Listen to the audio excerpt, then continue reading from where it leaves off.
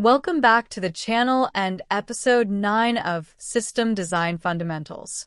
Today we're diving into one of the most critical protective mechanisms in modern distributed systems, rate limiting. Think of rate limiting as the bouncer at your favorite club. Just like a bouncer controls how many people can enter at once, rate limiting controls how many requests a user or client can make within a specific time window. Why is this so important? Well, without rate limiting, your system is basically defenseless against 3 major threats. First, system abuse.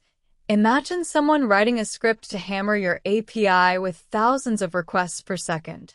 Second, DDoS attacks where malicious actors try to overwhelm your servers. And third, unfair usage, where one power user consumes all your resources, leaving nothing for everyone else. A simple example, you might limit each user to 100 requests per minute. Simple concept, but the implementation? That's where things get interesting. Now, let's talk algorithms. There are 5 main approaches, each with their own trade-offs. And trust me, understanding these trade-offs is what separates junior from senior engineers. First up is the fixed window counter. This is your basic approach. Count requests in fixed time windows like every minute. It's fast and simple, but here's the catch. You get these nasty spikes at window boundaries. Imagine all your users figuring out they can send 100 requests at 11:59 and another 100 at 12 o'clock. Suddenly you're dealing with 200 requests in 1 second. The sliding window log is the perfectionist's approach.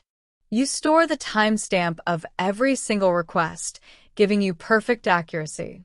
But perfect comes at a cost. Memory usage can explode with high traffic. Sliding window counter is the compromise. It approximates the sliding log approach, but uses much less memory. It's what Netflix and many others use in production. Token bucket is probably the most elegant solution. Think of it like a bank account for requests. You have a bucket of tokens that refills over time, and each request costs a token.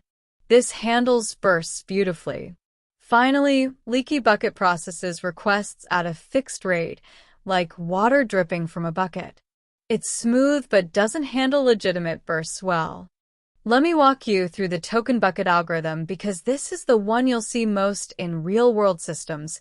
Companies like AWS API Gateway and GitHub use variations of this. Picture each client having their own bucket filled with tokens. Every time they make a request, they need to spend a token. Here's the magic. Tokens are refilled at a constant rate, say 10 tokens per minute. If a user hasn't made requests for a while, their bucket fills up to capacity. When they suddenly need to make 20 requests quickly, maybe they're uploading multiple files, they can burst by using their accumulated tokens. But once those tokens are gone, they're back to the steady refill rate. This is brilliant because it allows for real-world usage patterns. Sometimes users legitimately need to make several requests quickly, and Token Bucket handles that gracefully while still maintaining long-term rate control. Let's zoom out and look at the big picture architecture. In a typical setup, your client hits an API gateway first. Think of this as your system's front door. Before forwarding any request to your actual application services, the gateway checks with a rate limiter service. Now, this rate limiter service is where the magic happens. It maintains the token state for every client and can use either Redis for distributed setups or in-memory storage for single-instance applications.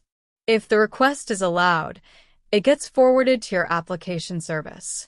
If denied, the client gets a 429 too many requests response.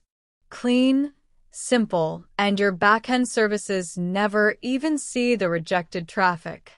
Here's where architectural decisions get really interesting. You have 2 main options for storing your rate-limiting state, each with significant implications. In-memory storage is blazing fast. We're talking microsecond response times. But there's a big problem. It doesn't scale across multiple server instances. If you have 3 API servers, each tracking limits independently, a clever user could hit each server separately and effectively triple their rate limit. That's where distributed storage like Redis or Memcached comes in. Now, all your servers share the same rate limiting state. It's slightly slower, maybe a millisecond instead of microseconds, but it's consistent across your entire system. Here's a pro tip. When using Redis, always use atomic operations like incr and expire. Race conditions in rate limiting can either block legitimate users or let through too many requests. Both are bad for business. Let's talk real-world numbers because in system design interviews, you need to think about scale from day one. Your rate limiter needs to handle serious throughput. We're talking more than 100,000 requests per second in large systems. And it needs to be fast. If your rate limiter adds significant latency, you've defeated the purpose. For global applications, you'll need multi-region Redis clusters to keep latency low worldwide. And here's something many engineers forget. Different user tiers need different limits. Anonymous users might get 10 requests per minute, authenticated users get 1,000, and premium customers get 10,000. Your system needs to handle this complexity elegantly while maintaining performance. Every architectural decision involves trade-offs, and rate limiting is no exception. Let me break down the key decisions you'll face. Local in-memory storage is incredibly fast but creates consistency problems in distributed systems. Redis gives you scalability and shared state, but adds network latency and potential failure points. Algorithm-wise, sliding window log gives perfect accuracy, but can be expensive at scale when you're storing millions of request timestamps. Token bucket is flexible and handles bursts well, but there's a small chance of allowing slightly more requests than intended during edge cases. The key is understanding your specific requirements. Are you protecting against burst attacks or sustained abuse? Do you need perfect accuracy or is good enough sufficient? These questions drive your architectural decisions. Now let's talk about the dark side, abuse scenarios and how to protect against them. Because trust me, if you build it, someone will try to break it.